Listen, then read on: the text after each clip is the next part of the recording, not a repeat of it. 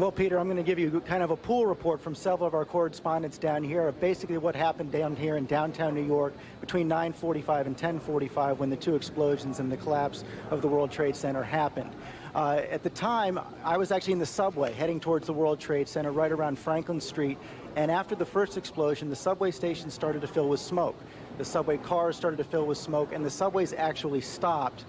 They then diverted us around the World Trade Center to Park Place, which is one stop beyond the World Trade Center. We got to that train station at around 10:35, Peter, and it was a scene unlike I've ever seen before in my entire life. As we tried to get out of the subway station and walk up into the street, it was pitch black, midnight black, snowing soot all down through downtown Manhattan. This was about 2 blocks from the World Trade Center. You couldn't see a foot in front of your face at that time.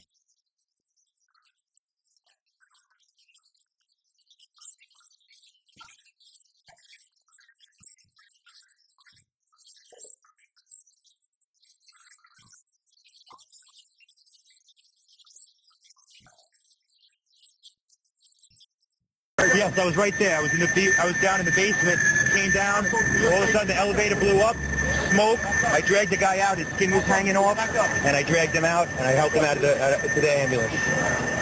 So tell me how you're feeling. How did you get there? What happened to you?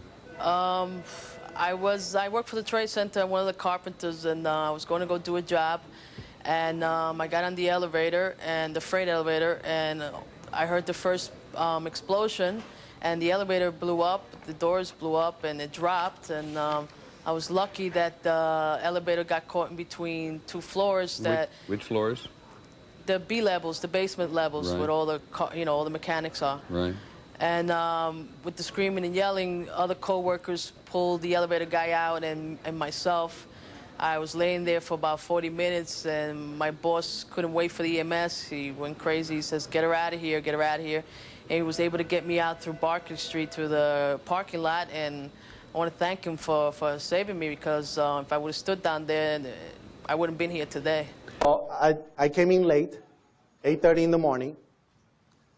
I'm on the basement. The building has 6 sub-levels of basement, B1, B2, B3, all the way down to B6, 6 sub-levels. On the B1 level, you have all the support companies for the company that dealt with the World Trade Center. Mine was ABM, American Building Maintenance. Now, that company actually have the structural contracts, has the painter contracts, they have the mechanical contracts. So our office was on the B1 level. As I was talking to a supervisor, at 8:46, we're like chit-chatting, and all of a sudden we hear, "Pa!" Very strong. Boom! An explosion so hard that pushed us upwards. Upwards. Now, 20 years in the building. Remember that.